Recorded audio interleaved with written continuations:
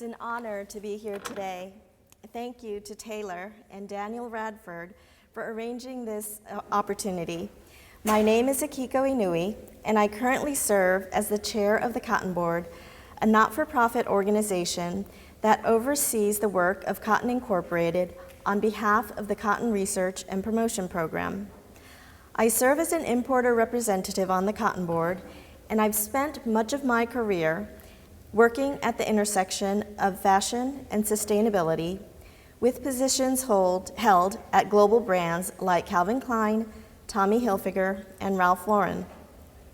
My roles have given me a front row seat to the challenges and opportunities we face as an industry in shifting toward a more sustainable and circular future.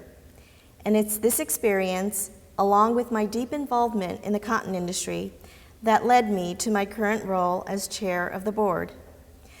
During our time today, I'm going to share about a recent third-party evaluation of the Cotton Research and Promotion Program and what that means for Cotton Incorporated's future.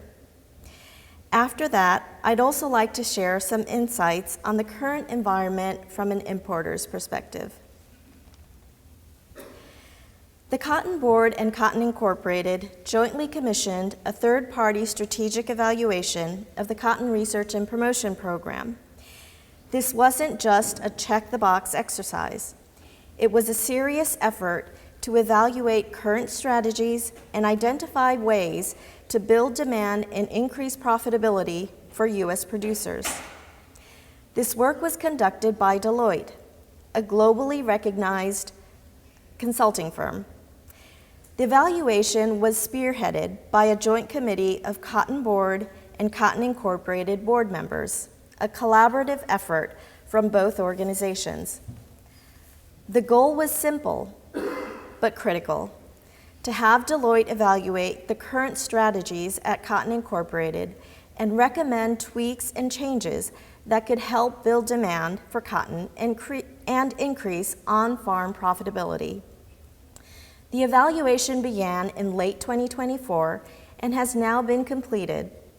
Today, I will share what Deloitte identified in the evaluation and how Cotton Incorporated is beginning to act on those recommendations to refine its strategy and deliver more impact for the program.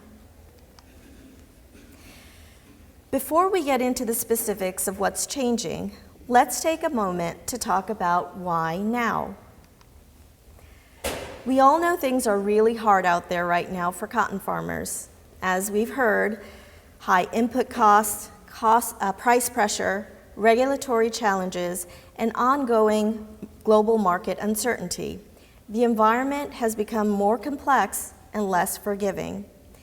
In the importing world, we're facing similar challenges and pressures, resulting in tight margins across the entire supply chain. The Cotton Research and Promotion Program has always been a source of strength for this industry.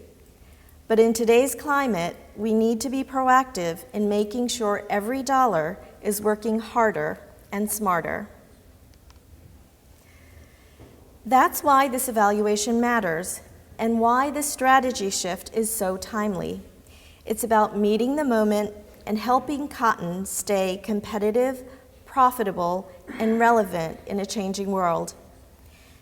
The cotton industry is facing a tipping point when it comes to market challenges: rising production costs, an oversupplied market, and increased competition from synthetics and Brazilian cotton. The Cotton Board and Cotton Incorporated recognized these market challenges and understood that an evaluation could help to refine the strategy to grow demand more effectively. Now that we've talked about the why, let's move on to the what. The third-party evaluation made it clear. The program is strong, but there are real opportunities to evolve. The evaluation didn't suggest starting over. It recommended smart shifts in strategy that build on our strengths and adjust for today's market realities. What you'll see in the next few slides are the key areas of change where Cotton Incorporated is shifting its focus, how we'll measure success moving forward, and what all of this means for how we will tell the story of cotton. There are 4 key areas of change. First is the new marketing focus. Marketing efforts will shift away from broad consumer campaigns and instead target the supply chain, mills, manufacturers, brands, and retailers, where purchasing decisions are actually made. As part of this strategic shift, Cotton Incorporated has consolidated its global supply chain marketing and consumer marketing divisions into a single, integrated marketing division that will be bringing in a new chief marketing officer to lead the unified division.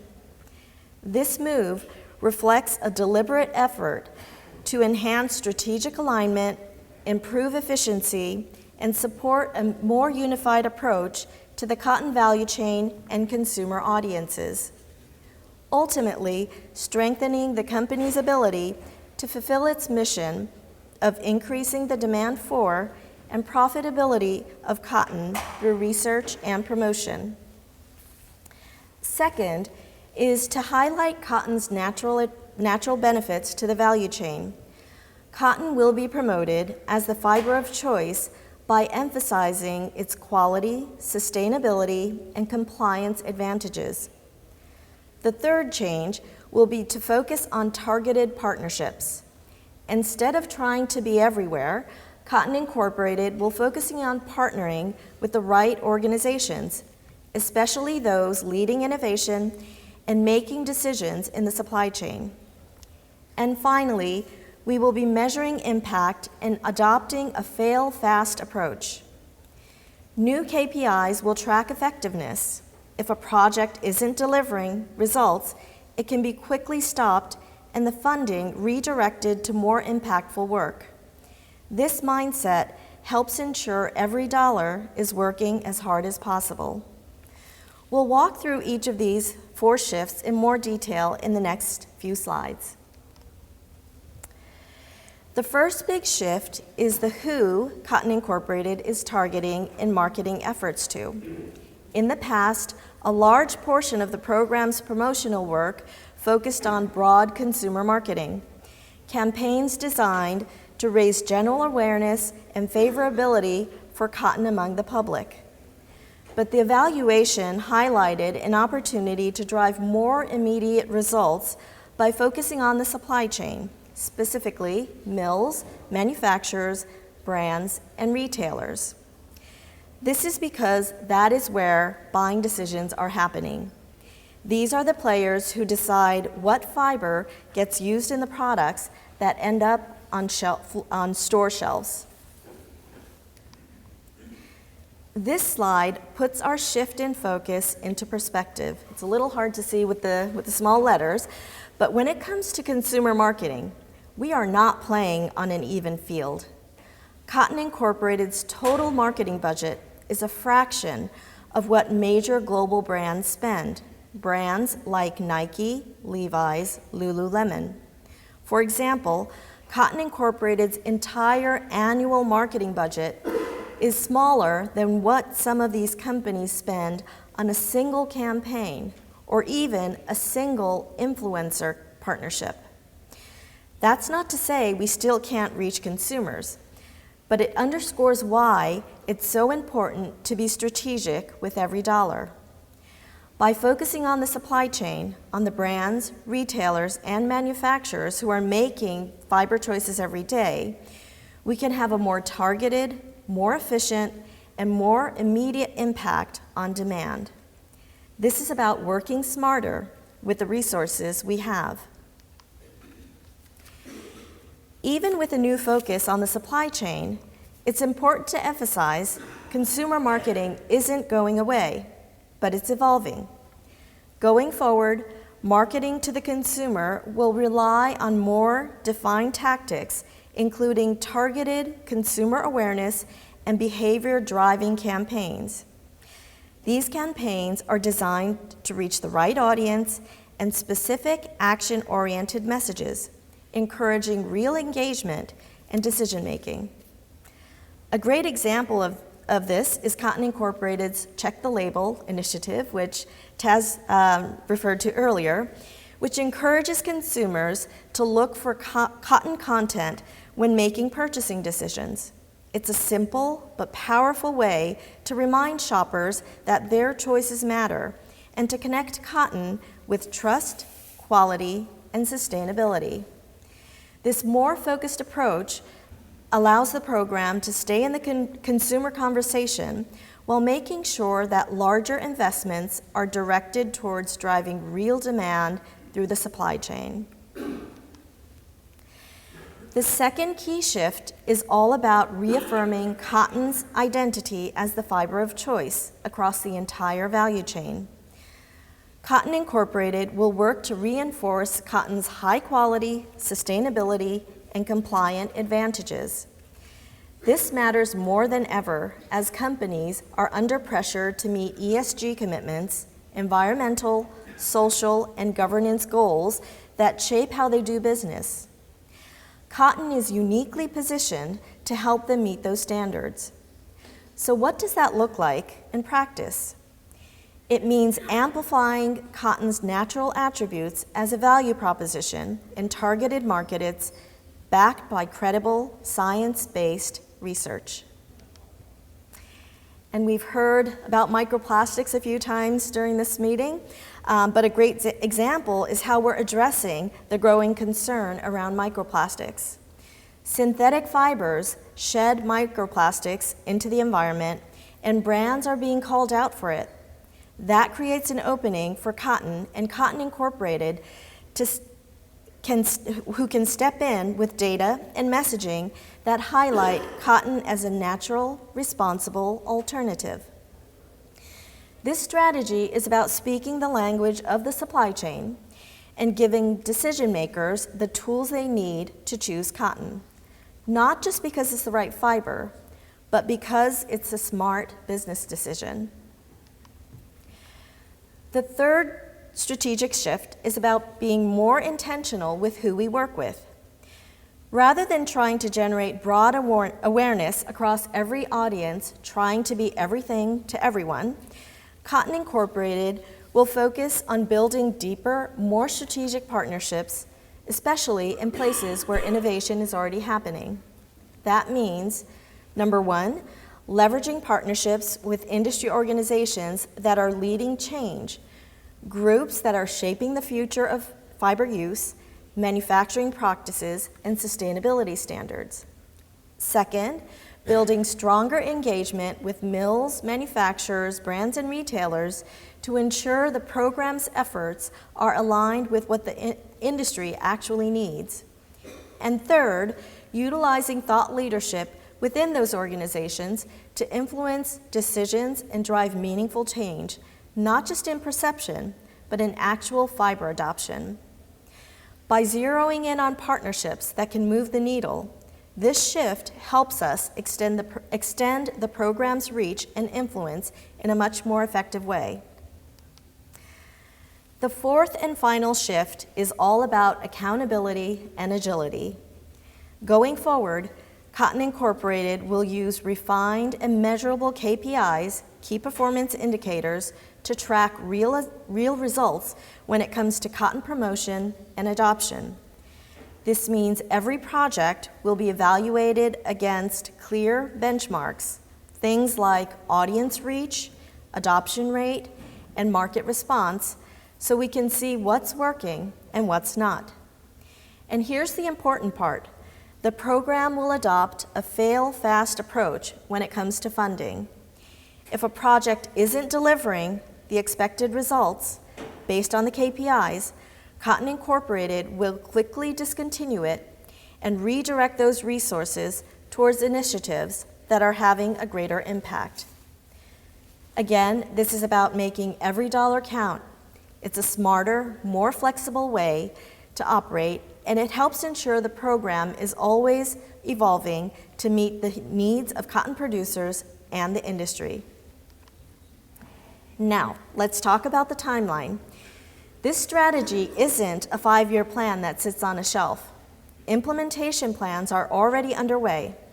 the Cotton Board and Cotton Incorporated are moving swiftly to align 2026 planning and budget decisions with this new direction.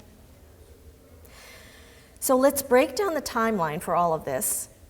It's important to remember that while this strategic shift and evaluation results have been announced, the current work being done in 2025 reflects the existing plan and budget. The new strategy won't officially go into effect until 2026, but the groundwork is happening now. Here's how the timeline plays out. In March 2025, just a few months ago, the Evolve strategy was presented to the Cotton Board as a first step in the process. In June, last month, Cotton Incorporated defined focus areas and developed measurable performance goals across divisions and presented those to its board at the June meeting in Dallas. Right now, Cotton Incorporated division leads are actively working on division-level strategic planning to fine-tune how they'll implement the new direction. Next month, in August, Cotton Incorporated will present its 2026 plan and budget, which will fully reflect the new strategy at the joint Cotton Board, Cotton Incorporated Board of Directors meeting.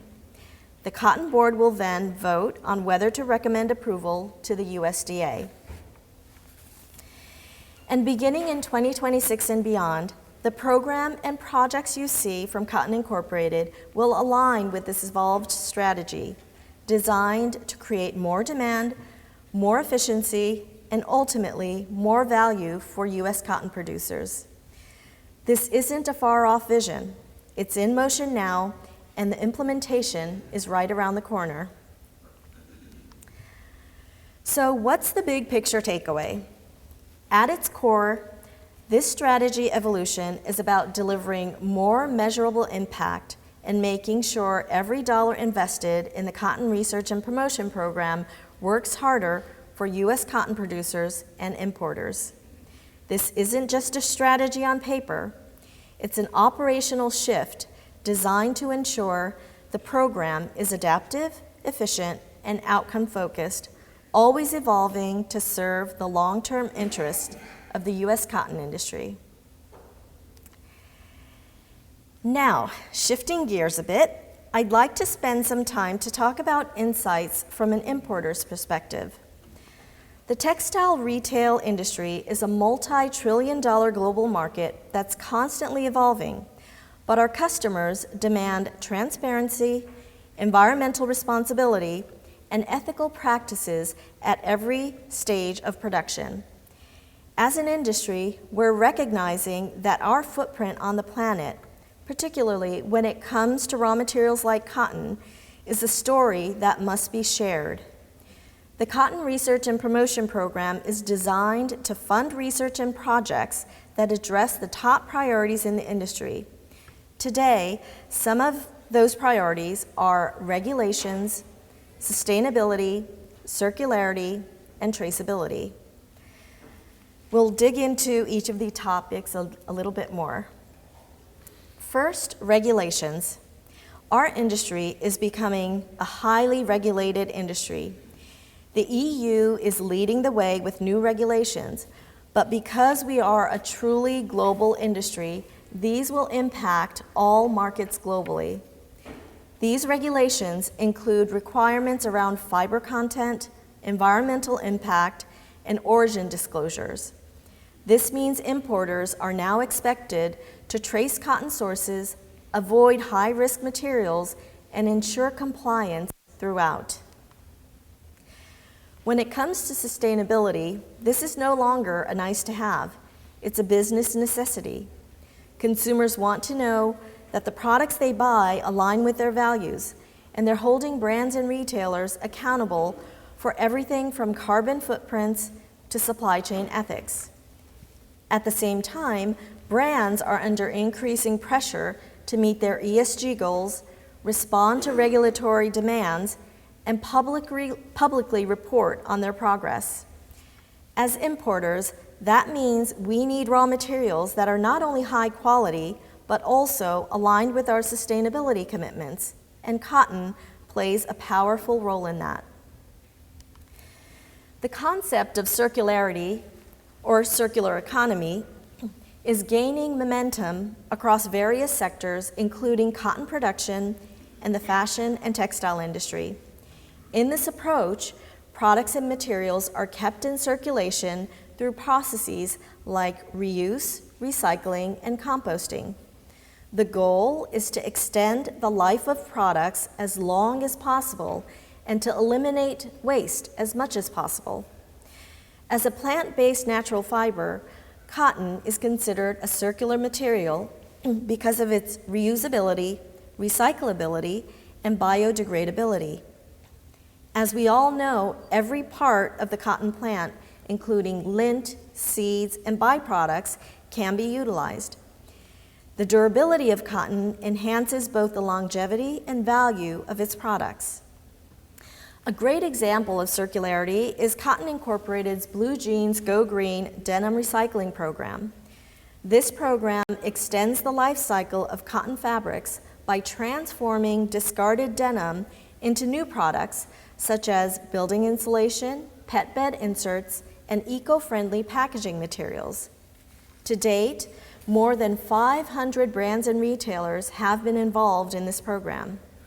And because of its success, a similar recycling program was started in the UK with CCI called Cotton Lives On, where a portion of the recycled cotton is turned into mattresses for the homeless. Other research is being done on composting, and there was a Cotton and Coffee session earlier this year that explores turning cotton waste into glucose, which I think is really interesting. By developing new end-of-life solutions for cotton, cotton can be positioned as a good fiber choice for brands and retailers committed to achieving their circularity goals. And finally, traceability. Consumers and regulators both want to know where their clothes come from, who is making them, how they're made, and what the environmental impacts are tied to those processes.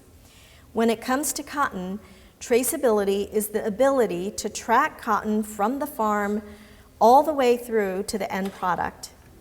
Cotton traceability is becoming increasingly important for both the textile industry and consumers. The U.S. leads the way in cotton traceability with the comprehensive tracking and identification system starting at the cotton gin and the permanent bale ID tags. But once the cotton is sold and blended in a laydown at the spinning mill where it becomes yarn, the ability to track where the cotton came from becomes very challenging.